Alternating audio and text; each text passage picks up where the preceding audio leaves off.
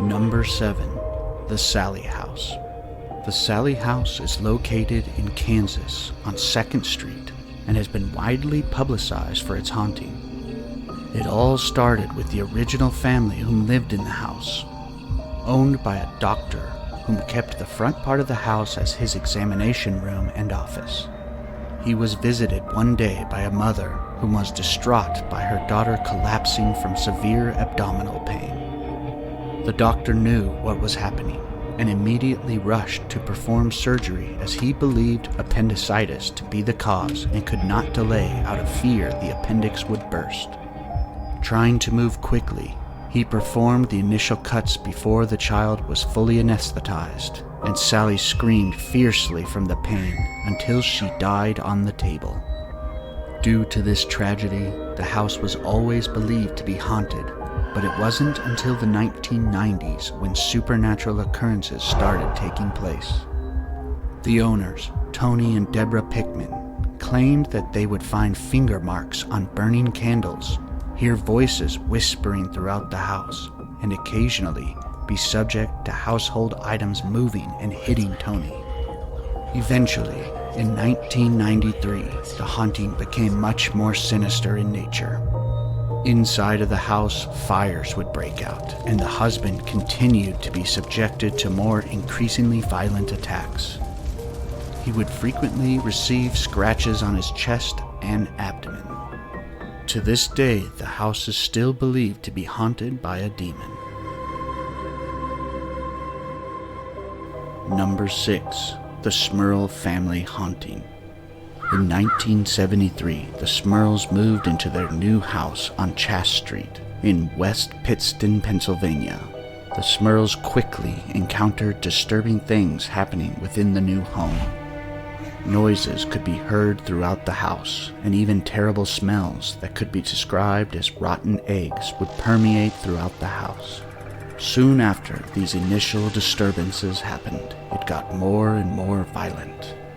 One of the daughters was pushed down the stairs, and the family dog was thrown into a wall. And eventually, claims that sexual assault would take place during the night. Ed and Lorraine Warren were eventually called as the family believed a demon was haunting the home. Ed claimed that in fact the demon was extremely powerful and would shake the mirrors and furniture in the house. The demon would also turn the house so cold you could see your breath while in it. Over the months of investigation, Ed and Lorraine would use religious music and prayer to eventually subside the demonic presence within the house. Number 5. The Ammons Haunting Case. The Ammons Haunting Case, or as some call it, the 200 Demons House, is a story of a demonic haunting and possession in Gary, Indiana, which took place in 2011.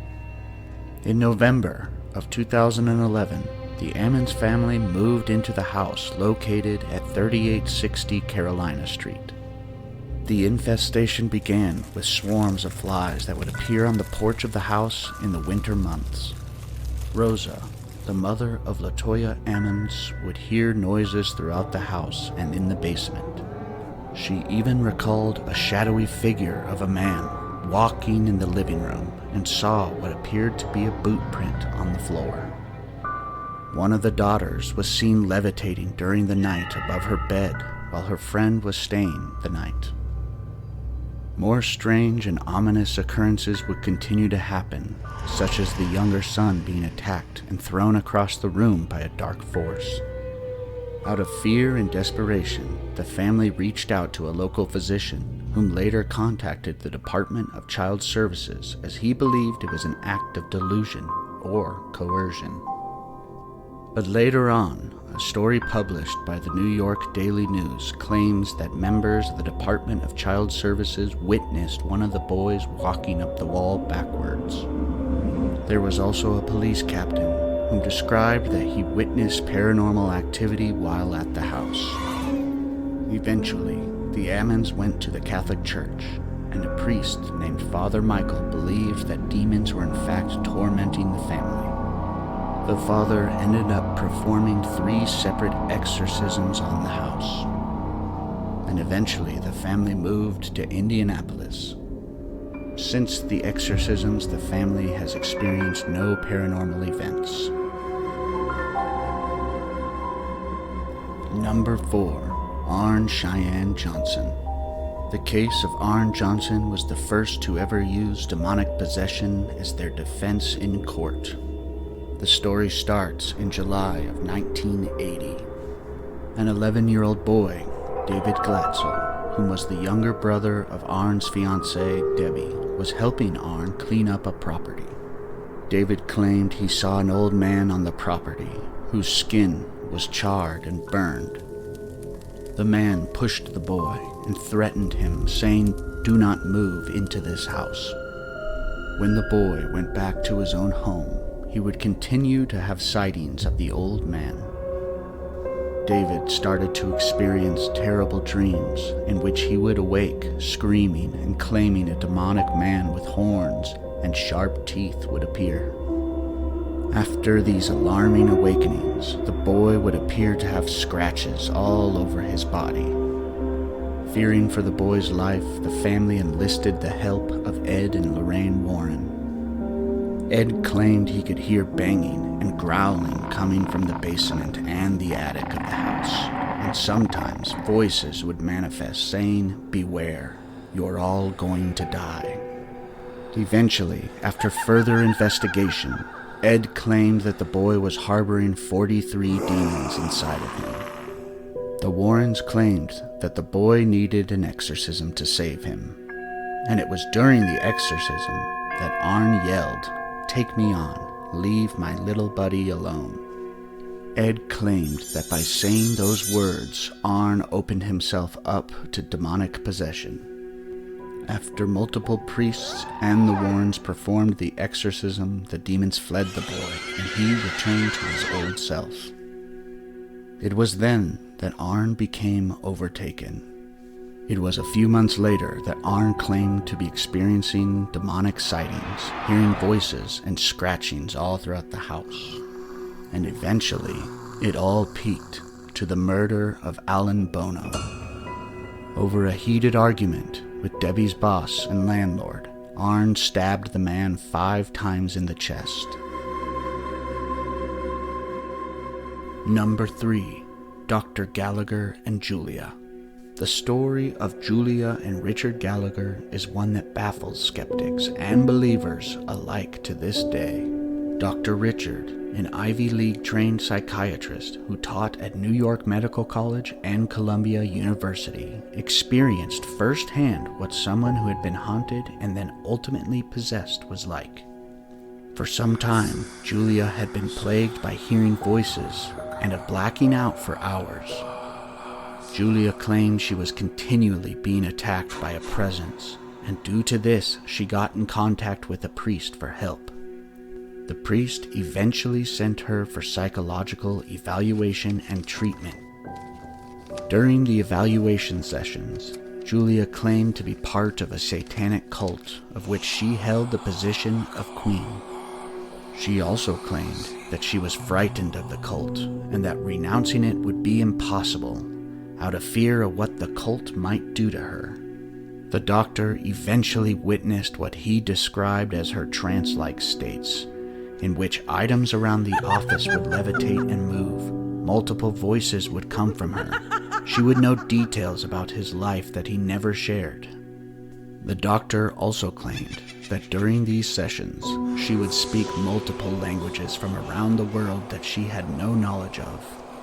Eventually, this all culminated in an exorcism in which the priest and the doctor claimed she levitated and possessed inhuman strength. Number 2. Roland Doe.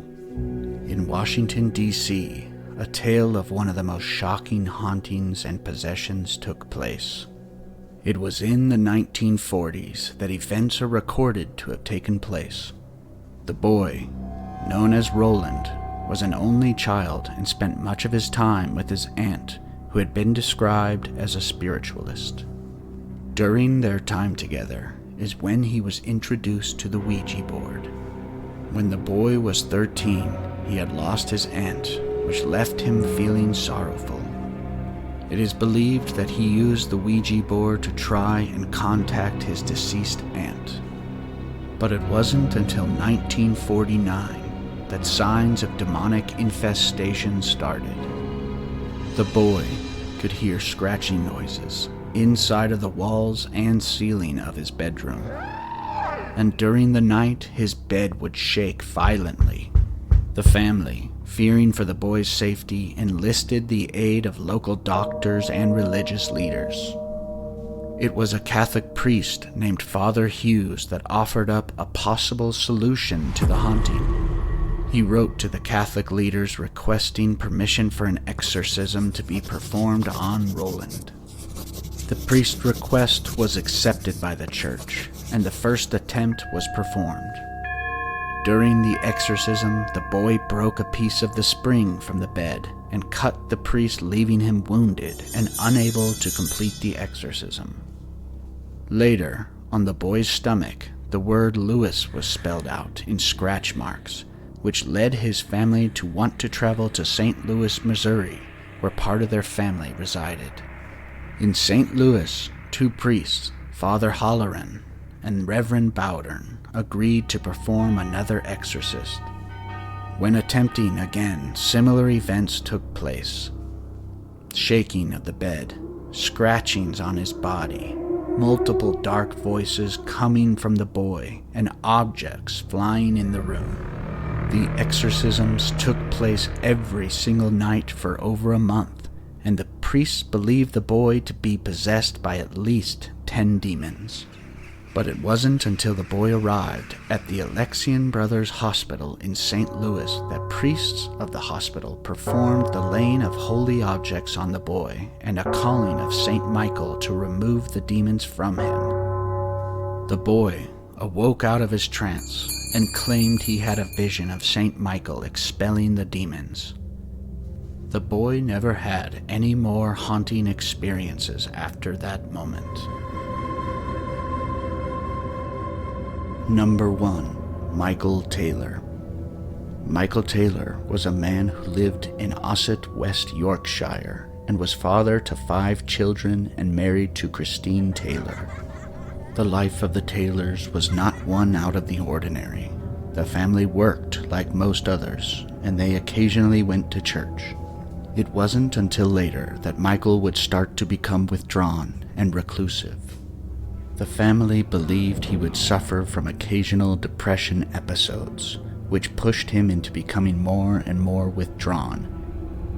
In order to combat the depression, Michael's friend brought him to a weekly prayer meeting group. Michael eventually became infatuated with the group's leader, Mary Robinson, and he continued to attend all the meetings she would hold. Some of these meetings would practice exorcisms and casting out of demons. It was then that Michael and Mary would attend private sessions together, and Michael would begin to slip into depressions once again when he wasn't around her. The wife, in an attempt to discover the nature of their relationship, went to the meeting and confronted Michael in front of the group. Michael stood and started shouting at Mary in many different languages, and he began to show signs of rage and possible aggression towards her. The group quickly restrained him and began to chant the name of Jesus in response. As word spread about the apparent demonic possession, the local vicar declared Michael needed an exorcism. It was on October 5th, 1974, that Father Vincent and Reverend Smith and the prayer group met at the St. Thomas Church. The exorcism lasted 8 hours. Thomas was tied to the floor as he continued to violently lash out.